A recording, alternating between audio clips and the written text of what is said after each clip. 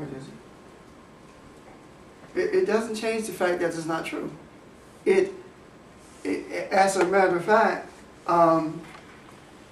if you look at it, and how often the presentation of it is changed, and how the spiritual manifestations don't exist as they are supposed to exist, then the the idea of it being a lie, the lack of these things simply reinforces a lie.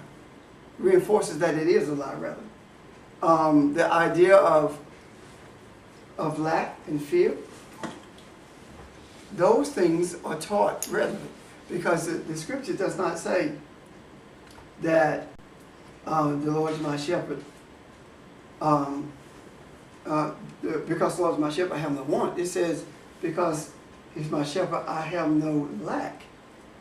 So when we began to perceive lack, then it simply means that we are not aware of, or we are not accepting the awareness of the consciousness of the light that we are, or the character of Yahweh that we are capable of reflecting. Any questions about that? Now, when and there are times when those expressions are repeated, when I talk about the reflections of Yahweh and Elohim reflects the character of Yahweh. Have you not heard people say, well, Barbara, you're the only God people are going to see. You're the only God some people ever see. Have you heard that expression? Now, how can you say that and in the next breath deny that that's who you are, Elohim? How can you say that? And what's happening is that the truth of what's in the book is being twisted to fit what some have chosen for it to fit. And it is advantageous to keep it that way, because it gives the ecclesiastical authorities the power to determine what is light and what isn't, what's right and what's wrong, what exists and what doesn't, what life is and what death is. It gives them the power to do that. And at some point, that we have to reckon with that. At some point, we have to come to grips with the idea and accept the reality that not necessarily by design, but out of a total desire, out of simple unawareness or desire not to be aware, these ecclesiastical authorities have taught these things and pushed them as the only truth that exists. You are the salt of the earth. Salt doesn't care what kind of food it gives flavor to. It doesn't matter whether it's corn or collards. It doesn't matter. It gives flavor. The earth, it doesn't matter who you give flavor to or who you desire to be a mirror to, or who you interact with. It doesn't matter whether it's a Muslim or a Buddhist or Native American. It doesn't matter what the beliefs are, because when you really look at it and get past the linguistic biases and get past the philosophical idiocy that's put forth, you will see that everybody believes the same thing. They just name it differently because of language. They talk about it differently because of culture. But everyone believes the same thing. I mean, we talk about this concept that we have of Christianity being based upon the concept of Judaism. And quite frankly, both of those concepts are non-existent. The Christianity that's existed, that exists, still exists, and that's Christianity prior to the interference by Catholicism. And Judaism never existed until it became convenient for a group of people to talk about Judaism. Judaism was not a religion. Judaism is a way of life. It's talking about a life, the things that we encounter in life and how we deal with them. If you really look at Judaism itself, it's talking about Judah. It's talking about a religion based on Judah. And the belief system, or at least the foundation for it, was laid long before anybody put forth the concept of Judaism. So the idea, the ideals that we are basing our beliefs on are ideals of darkness. So we have to go beyond the beginning of Catholicism in order for us to truly get a sense of what we were created to be. And I use the word what because the who is more indicative of the human, but the what speaks of the unicity of all of us, or everything that is. So not to go beyond that is to walk blindly on a continuous basis. The sages, the prophets, referenced are the ones who referenced the Creator being in a tent of darkness or being sheltered in darkness, and it wasn't because of something negative, but because of lack of understanding. The pursuit of truth is a pursuit of self, and self is enlightenment, or self is one with the Creator, and reflective of the characteristics of that Creator. Now, the idea of hell is when Jesus talks about I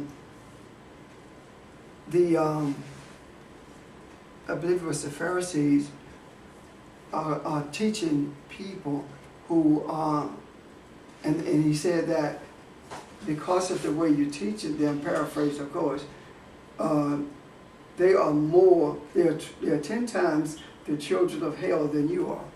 So what is the child of hell? What he's talking about when he talks about the child of hell, he's talking about you are creating troublemakers. Hell talks about troublemakers. It talks about devious people, or devious thoughts. It talks about manipulation. It doesn't talk about a place where you're going to be left throughout eternity.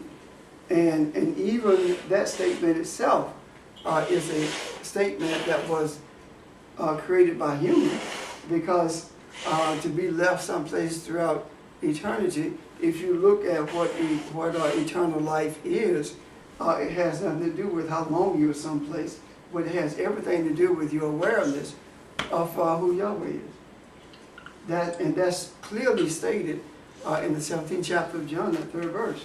It's clearly stated there what eternal life is.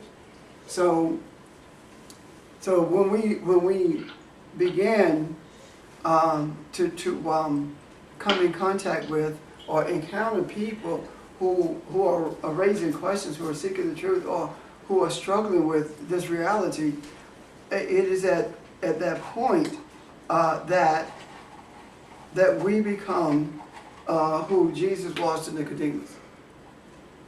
But by no means do you seek them out to push something on them. And the them are those people around you. You don't push anything on anyone. When I'm in a setting, if I'm not the facilitator, then I sit quietly. If you don't ask the question, I don't get the answer. It's not, well, I know what that is. You know how the kid in class who only have 2 answers a week and always jump up when they got that one answer above everybody else? You know, you don't do that. You sit until you are until someone is searching for that answer, or someone asks you, what is your take on it? Does that make sense? Mm-hmm. And the reason is because if you're not ready for it, by ready I mean if you're not in a place where you're willing to accept it, it can create more confusion than it will than the order that is designed to bring. So you just let it go. We as humans have created a sense of having to prove something to somebody. You know, we want people to know what we know, as opposed to just being who we are. Just let it go. The whole idea, and I don't know whether I did this as we began to record or not, but if I did, fine, just go ahead twice. If I didn't, you hear it for the first time. On the recording, of course. This whole idea of the turmoil that's existed in the earth and between Israel and the Gaza Strip, and between in Syria and Iraq and other places in Ukraine, etc. The reason that these things are existing is because there is a lack of awareness, but not only that, there is a selfish desire to force people to accept what you want them to accept, or to believe what you want them to believe. And if you really think about it, the truth of the matter is that the Palestinians and the Jews, or Israel and the Palestinians, have not been battling for thousands of years. They've been battling since 1948. And when you look at that changes the perspective of what's going on. It changes the whole idea of it. Guess if things had transpired differently, if things had, in Germany, if things had been different and Hitler never came to power, would there be Israel? You see? Would there be Israel? Would those Europeans, would they have left Eastern Europe and gone into the Middle East and taken that land with the sanctioning of France, Britain, and the U.S.? Would they have done that? They would not have a reason to do that, because they would have been right. You understand what I'm saying? Mm-hmm. So there are a chain of events. When we created darkness, as we see it, as we perceive it, it only begets what we created. The darkness of Hitler begat the darkness that's taking place in the Middle East right now. Can you see that? That's the child of hell. That's the child of hell that came out of all of that. That's the troublemaker. That's the confusion. That's the anger. That's the lack of compassion. That's the belief that I dominate because I have bigger weapons than you. That kind of thing. And I'm going to force you to accept the subjugated position that I have imposed upon you. But when we see it from a spiritual perspective, all of these things begin to shift. If we can see it as awareness, seeking more awareness, then all of a sudden the anger between the warring parties subsides, because they begin to see each other as themselves. And if the reason a person commits a heinous act is because that person believes or is capable of detaching themselves from humanity itself. I mean, how can you believe that you are one with the human, that I am you and you are me, and at the same time, you can decapitate someone and dismember their bodies and just throw them around. How can you do that? And when you see that as yourself, but if you could detach yourself from the sense of oneness with creation, oneness with the Creator, oneness with the human race, then it's easy for you to do that. Any question about this? I'm back Okay. with where you started, and well, not exactly, but when you talked about seeds germinating in darkness. So darkness has its place, and if you consider darkness as the partner of day, rather than just bad, you consider it's the partner of day. It opens you up to look at, okay, if there was darkness before there was light, then all that was darkness. And if the Creator is good, darkness is not necessarily bad. So I think what you're talking about is describing how we put that connotation on darkness because of our ignorance and our lack of understanding. Absolutely. So then, when I look at like Psalms 142:8 talks about God's loving kindness in the daytime, in the night His song shall be with me. And Sheldon talked about aggression and how even a babe comes from the darkness of the womb. I was looking at, I'm going somewhere with this, I think. I was looking at something on TV about the depths of the ocean and how at a certain level, 200 to 300 feet, things start getting very dark. And for us to superficially make assumptions, we would assume because we can't see it, there's no life there. But if you can delve down there, and you can shine light, and there's much more life there probably than up here in the exposed light, in a sense, if you know what I'm saying. And so, and then the other thing you talked about was Nicodemus and how Jesus talked to him about going back to the beginning. And the only way he could do that was going back to darkness in a sense. The only way that we, on our journey in pursuing truth, we have to go back internally into all of the stuff we call darkness until we find the truth of who we are in the darkness. That means I am created and created is me. Well, the whole search, if you're aware of something, right? The whole search is done in darkness until you become aware of it. You see? Yeah, but I'm saying though that it's almost like you got to get through enlightenment to go back to the real meaning of darkness. You do. You absolutely do have to go through enlightenment to do that, because when you look at darkness was there first. Now keep in mind, and he said, and he called the light day, and the darkness he called night. There was no sun and no moon. So the divine vision, in a sense, is the darkness being the same as the day in terms of your ability to be aware of it.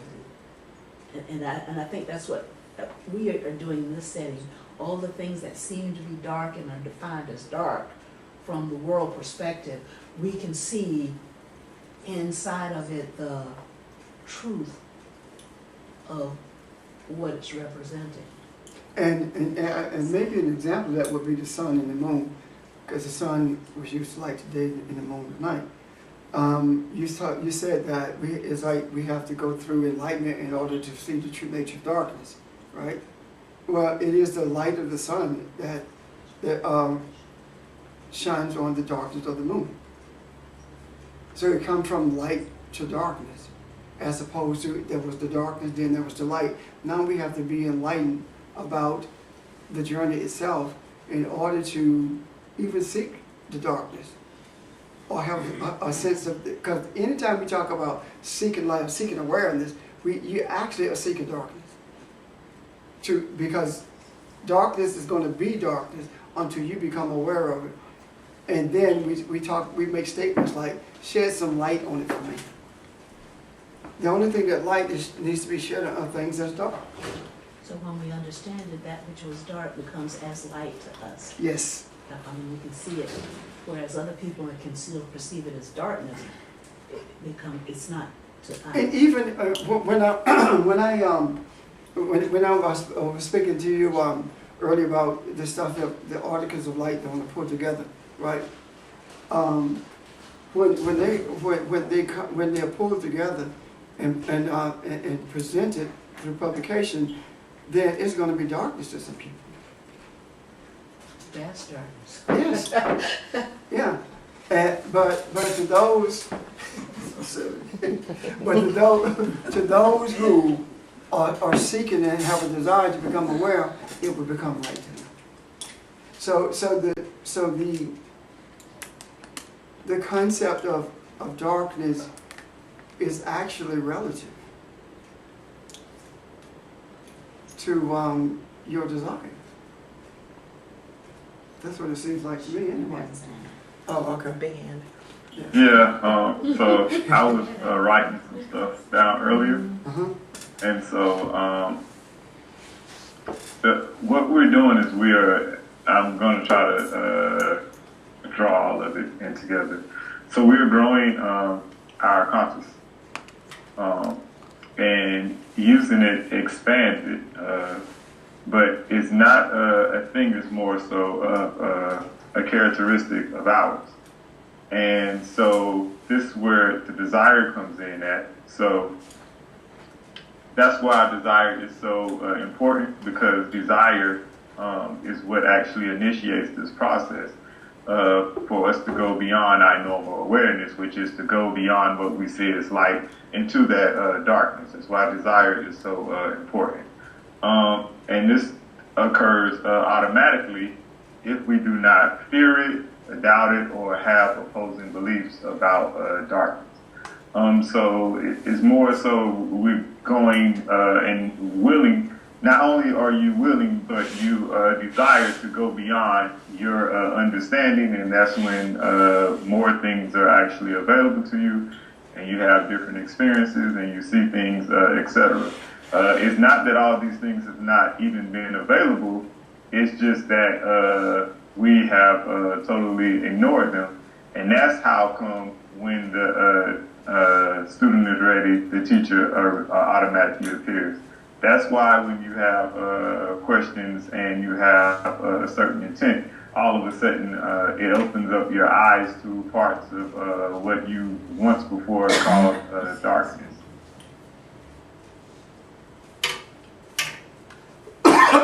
So when it says that Yahweh veiled himself, Psalms also talk about veiled himself in darkness, then it's similar to what we've been talking about. Everybody can't receive and understand that at the same time. And so for those who are willing to let it be what it is, as we said, take our own constraints away, our own definitions of what darkness is away, and just let it be what it is, then we are able to see part of that behind the veiling of darkness, to see the character of Yahweh that we are, in a sense. Yeah, that makes it does. It's just see the character of Yahweh. See, the characteristics of Yahweh is not, they are not to be reflected for us, but for those around us. And I'm your reflection, your mind. Everyone with whom I come in contact, same thing. I was coming down on the elevator yesterday evening from the maternity ward, and maternity floor, I should say, and there were about 7 or 8 people on the elevator. And when I opened the elevator, when the elevator opened rather, on the 5th floor, this lady started out, and they started laughing at her. She stopped. And I teased her about, so you thought you were on the right flight? Do you know where you're going? And then she said, oh my God, Reverend Richard. I said, yeah. And the other one said, yeah, the Reverend Richard. We were talking about you the other day.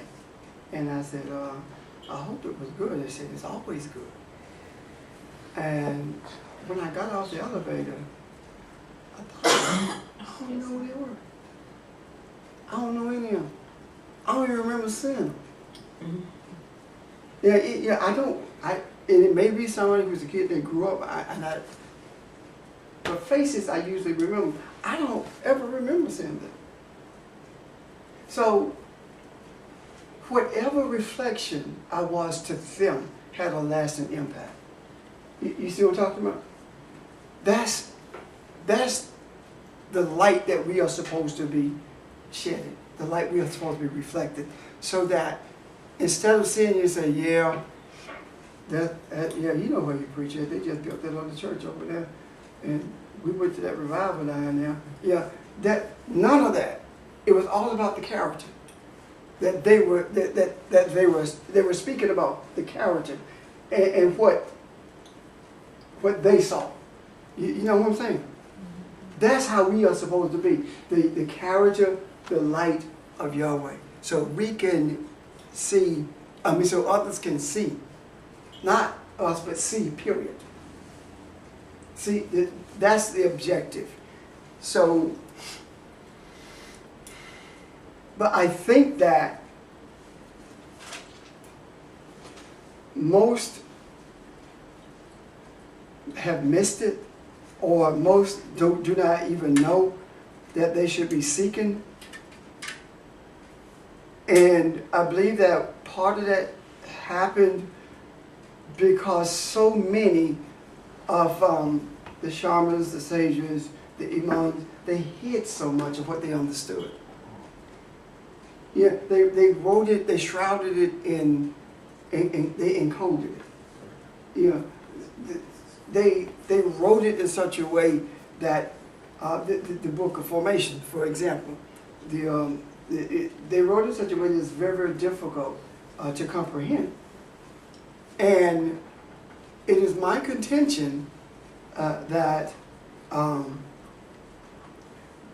trying to think of his name. I think it's Rabbi Abu Fala, the one who translated the Zohar into English, said that the Creator told him to do that, but the other rabbis and sages were upset with him to the point where he had to be protected from death.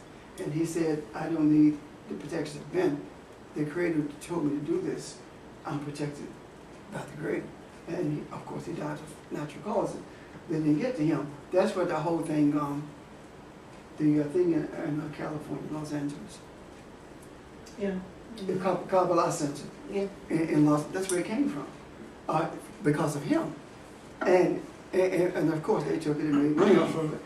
But it's that kind of thing that I believe we are here to do.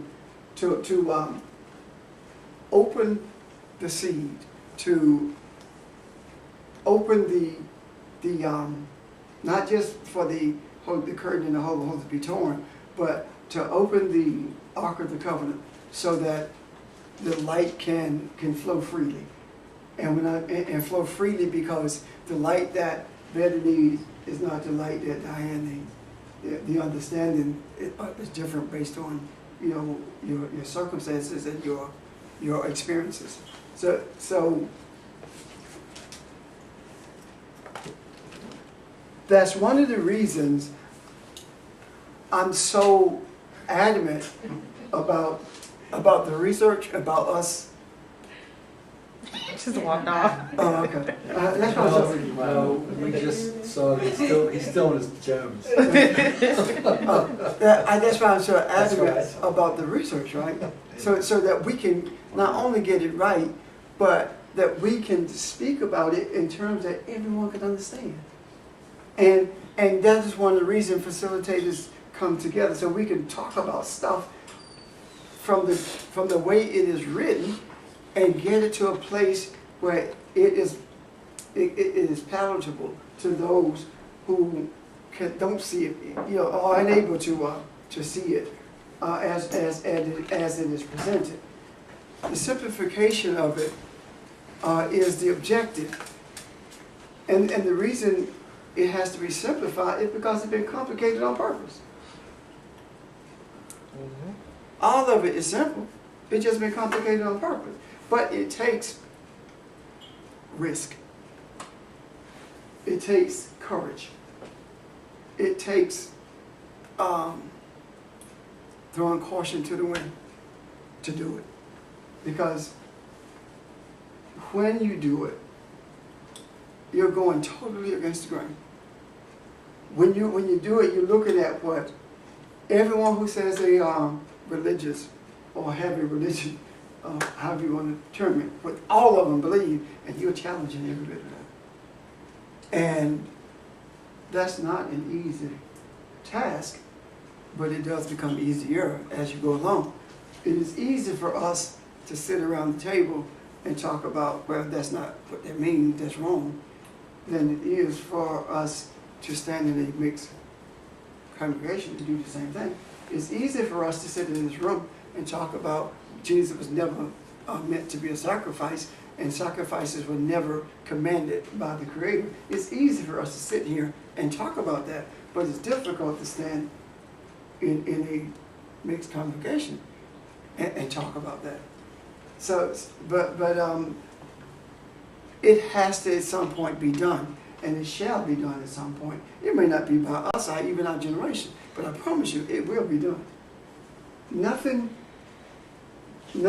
that's enlightening ever comes to an end. It simply travels freely and grows exponentially. It doesn't end. So the extent to which we accept that darkness is not an evil thing, and sometimes we say necessary evil, but that's not true. Darkness is necessary for life.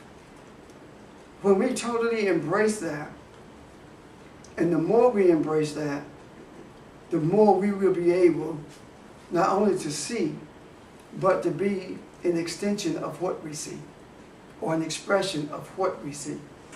And there are always going to be struggles with what we see. Even with those things, the articles I referenced a few moments ago, even if they are accepted eventually, there's going to be something else that comes to light that's going to be a struggle for people to accept. We are not in this earth haphazardly.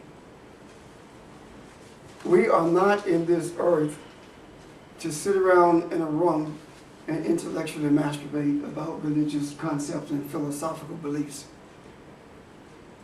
We are in this room to inseminate the womb of enlightenment, or the womb of eternity, with the seed of understanding, so that it can be made available to anyone who is a seeker. That's the purpose.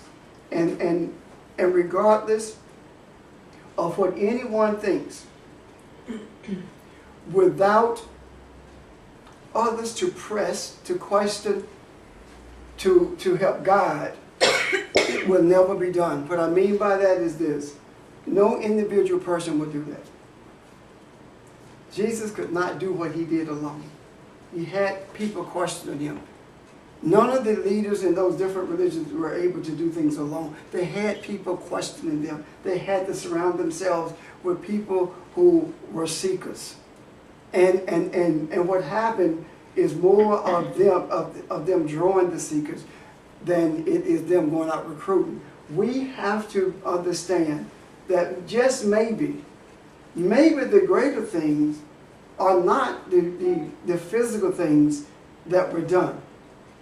The lameness of the man who was healed by Jesus was not lame only because he couldn't walk, but he was lame because of the false teachings that he had received.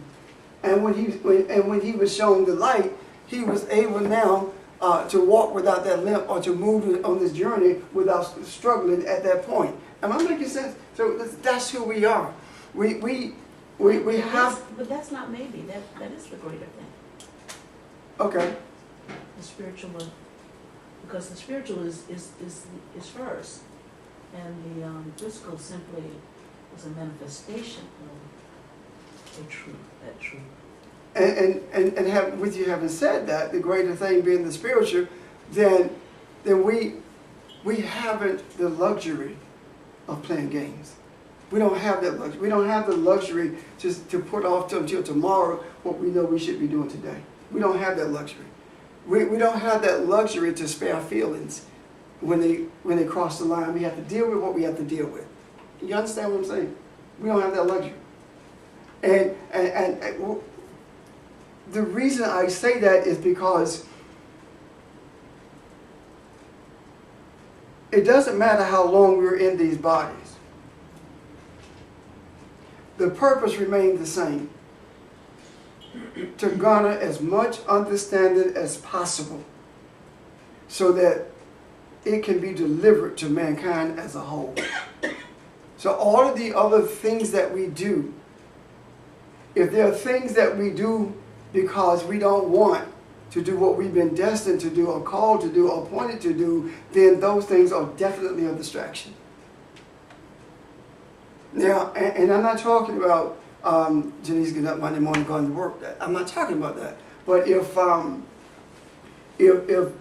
there is, if we are to be together, and she says, well, I'm not coming. I'm going to a concert. I'm going to the beach. I'm going to do it. Whatever. That becomes a distraction, because above everything else, light is the primary thing. Understanding is the primary thing. It does not matter how much wisdom you have. If you cannot transform that wisdom into understanding, it does no one any good. And I do believe with everything inside of me that that's who we are. In terms of our purpose, our assignment, our appointment, that's who we are. And the ones who are far more important than the facilitators are those who receive and question the facility. You understand? Far more important. Because without that, then all we're doing is spinning our wheels. So I don't know where Sheldon is going with the aggressiveness that he's about to present. It doesn't matter. I trust it. We trust it. Because whatever he's saying, I'm saying it, we're saying it. We are one. That's how we have to perceive this thing, as opposed to taking every opportunity we can to stay away from it. Janice, one of the men who said, but more often probably than most, says, you just can't stay away, you need some rest. And I say, well, okay, well, I'm going away, but I'll probably call in. She said, why? You know, that's not rest. It's very, very difficult. And I know she's right. But it's extremely difficult for me to have that time, whether I'm driving or whether I'm just coming out of a meeting or whether I'm just waking up. It's very difficult for me not to do that. Because I accepted the responsibility of it, and I also realized the importance of it. And again, I know you're right. But I don't know, if it comes to my having to balance the two, I always lean towards what we're supposed to be doing in this earth, knowing that the spirit is willing, but the body is weak. It does need the rest. But, and Barbara's every time you say but, you erased everything you said before. Sure, just sitting there waiting. Well, I mean, what I'm getting from that is the idea of what is rest is maybe a bit It's relative. superficial. We're not talking about sleep all day. No, I mean, there's that old saying that well, no, I have all that. politicians, when they rest, should be playing chess. I mean, you know what I mean? You're using your brain or your being in the same way that you're energized to do it, but you're doing it in a way that's different. What the whole concept of a retreat, not in a military sense, but the retreat is to get away, to go to the mountaintop, to go to the desert, to go back, so to revitalize, energize, create more, find more profundity, if you can put a little ego thing on it or something, whatever that suggests. But you know what I'm saying? Yeah. So that to me what a retreat is. It doesn't mean, you know, This is my thing. go He sleep all knows day. what rest is because his body goes into a shutdown zone and he doesn't do what he's supposed to do. And, End of it. That's it. and when Fix I'm, up all you want to. yeah, and when I'm driving, or when my mind is not on anything pertaining to light, scriptures, anything, that's when I have most revelation. I know this. When I'm playing golf, when I'm just doing herbal stuff, you know, I understand this. I know this. Right. I also know. And. I also know. And. Like the person talking to me. Yeah. Yeah. Okay? I also know that we, and this is not discounting anyone else. I just don't know about other folk. I know about all of us. And not just us here in the family, but us as the people I cover primarily. I know that we are Yeshua. I know that we are Yahweh helps. That's what Yeshua actually means. I know that's what we do. And I know that we're more effective when we step back from it. And there is no but. Okay, Rich, what you want to say? It was going to be one, I promise you. Stop trying to fix it up. No, I just keep going back to what we said earlier in a way that from what I'm hearing, I need to be saved. it's very difficult to get away.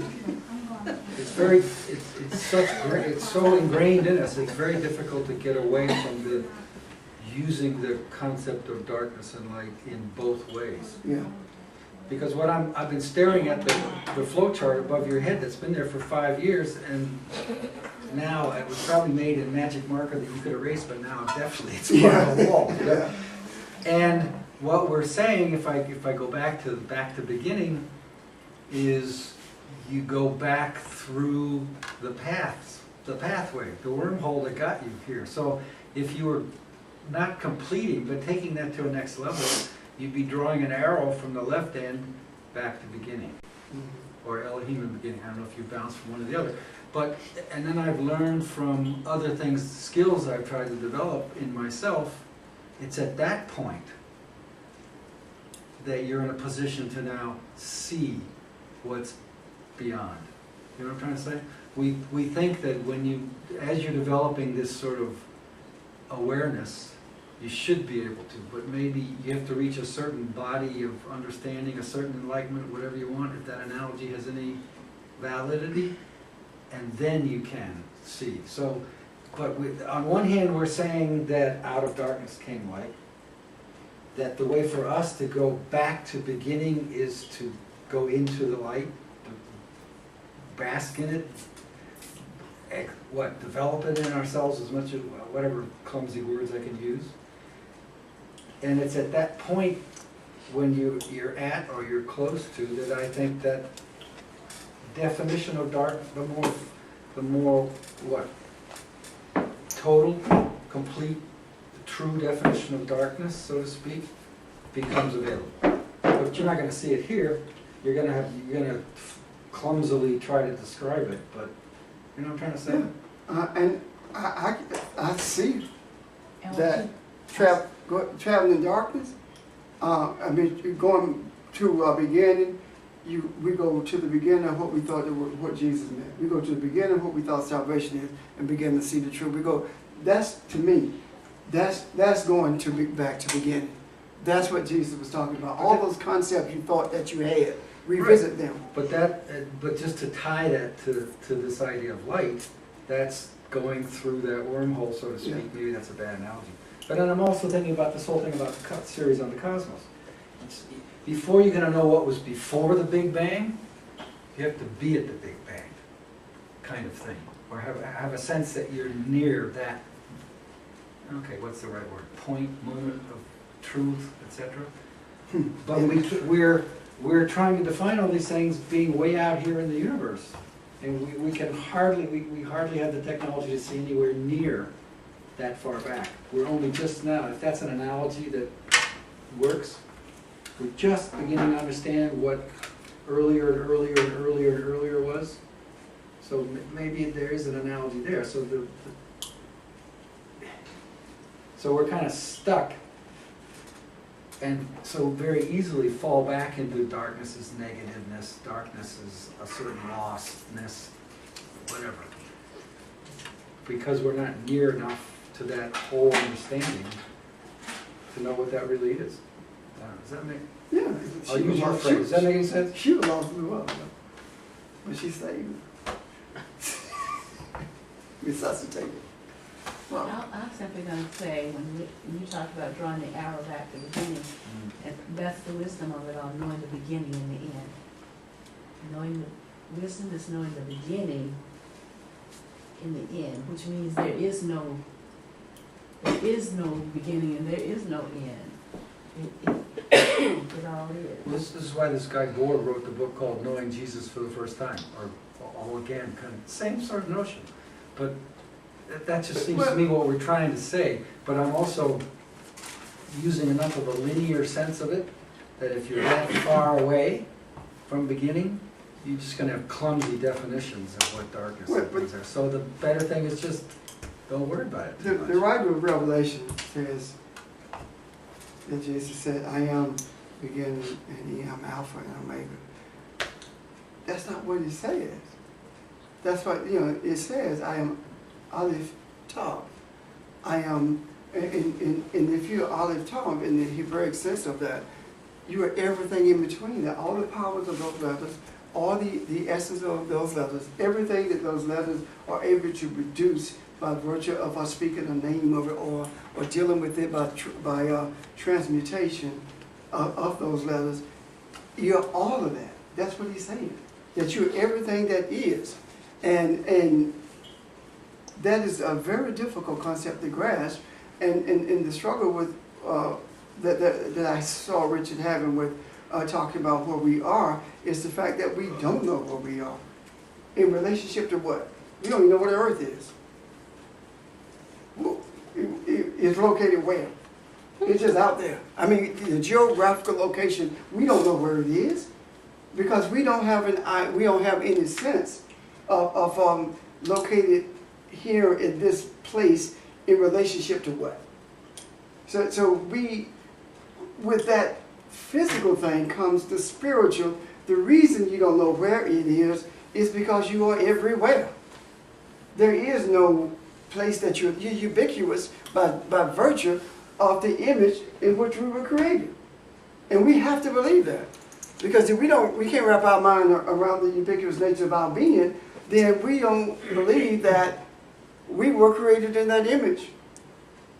If you don't wrap your mind around that, then you won't function that way. You won't be able to be in a place in Ohio talking to somebody, and they pick up the phone and call you and say, let's continue the conversation. You won't be able to do that if you don't trust who you are. Won't be able to do what? Appear to someone in another place and have a conversation with them, and in a few moments they call you and say, let's continue the conversation. I see. You won't be able to do Without your Apple. that without Skype. Right. Yeah. Well, you could not have told us in the 80s that That's we'd what be able Skype to represents, do though. video calling off phone. That's kind of what Skype represents. No, who would have believed it? No one. No. It's completely You see science that fiction. Dick Tracy. Yeah. Yeah. They've already got that. That's I know already it. here. I know. That's like what we're talking about. But that's what we talked about it here as well.